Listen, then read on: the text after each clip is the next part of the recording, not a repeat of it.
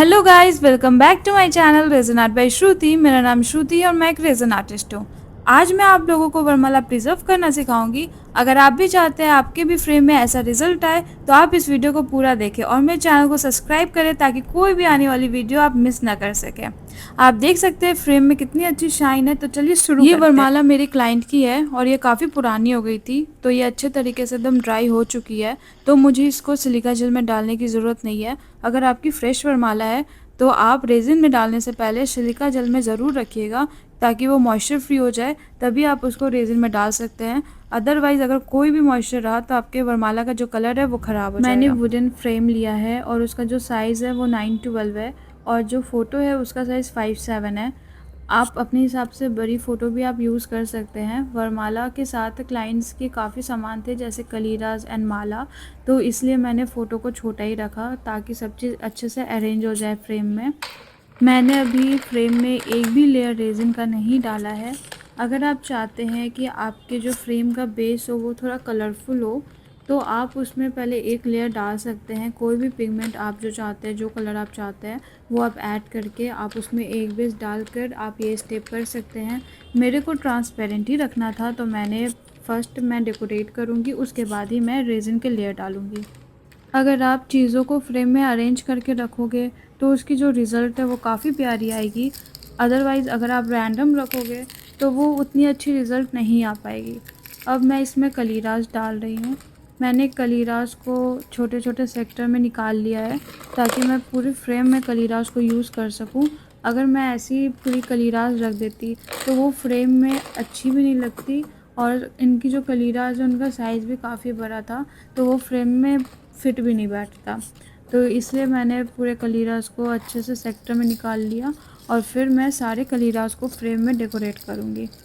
In between अगर आपको कोई भी स्टेप नहीं समझ आती है तो आप मेरे को कमेंट करो या फिर इंस्टाग्राम पर डीएम करो, मैं आपको तुरंत रिप्लाई दे दूँगी। आपकी कोई भी क्वेरी होगी वो तुरंत आपकी सॉल्व हो जाएगी। तो अब मैं आपको बताती हूँ कुछ रेजिन के बारे में। तो रेजिन जो होता है वो दो टाइप के होते हैं। ऐसे तो कई टाइप के होते हैं बट जो हम वरमाला प्रिजर्वेशन में यूज़ करते हैं वो दो टाइप के यूज़ करते हैं, एक 3:1 और एक 2:1। जो 3:1 होता है उसकी विस्कोसिटी कम होती है। विस्कोसिटी मतलब जो लिक्विड है उसकी थिकनेस वो कम होती है और जो 2:1 होता है उसकी थिकनेस ज़्यादा होती है। विस्कोसिटी जो होती है रेज़न की वो हमारी डायरेक्टली डिपेंड करती है रेज़न के पॉट लाइफ पर। अगर आप रेज़न एंड हार्डनर मिक्स कर दोगे जिसकी विस्कोसिटी कम है तो उसकी पॉट लाइफ भी ज़्यादा होगी। पॉट लाइफ मीन्स कि आप रेज़न एंड हार्डनर के मतलब मिक्स करने के बाद आप कितने देर तक उसे यूज़ कर सकते हैं, वो पॉट लाइफ कहलाती है। पॉट लाइफ जो होती है वो रेज़न के ब्रांड पर डिपेंड करती है। हर ब्रांड के हिसाब से अलग अलग पॉट लाइफ होती है। तो इसलिए आप कभी भी रेज़न बाई करें तो आप पहले उसके बॉक्स को देखें कि क्या इंस्ट्रक्शंस दे रखे हैं, तभी उस हिसाब से आप रेज़न लें। जैसे पॉट लाइफ आप उनका देखें कि क्या है, या फिर क्योरिंग टाइम देखें। क्योरिंग टाइम मतलब कि कितने देर के बाद जो रेज़न है वो लिक्विड से पूरी सॉलिड बन जाएगी। ठीक है, हर ब्रांड के हिसाब से अलग होता है, जैसे 24 आवर्स, 48 आवर्स, 72 आवर्स। तो अगर आप ये सब नहीं देखिएगा तो पता चलेगा कि आप ज़्यादा क्योरिंग टाइम वाले रेज़न को ले आए। जैसे कि आप एक लेयर देने के बाद आपको सेकेंड लेयर देना है तो उसमें क्योरिंग टाइम लिखा है 72 आवर्स, तो आप 72 आवर्स वेट करोगे, उसके बाद ही आप सेकेंड लेयर पोर कर पाओगे। क्योंकि जब तक फर्स्ट लेयर आपकी अच्छे से ड्राई नहीं हो जाएगी तब तक आप सेकेंड लेयर पोर नहीं कर सकते। तो इसलिए क्योरिंग टाइम बहुत बहुत बहुत इंपॉर्टेंट होता है। और पॉट लाइफ 2:1 रेशियो का वो जो होता है वो कम होता है क्योंकि उसकी विस्कोसिटी ज़्यादा होती है। तो इसलिए मैं आपको पहले सजेस्ट करूँगी आप 3:1 रेशियो ही यूज़ करें फॉर अ कास्टिंग पर्पज़।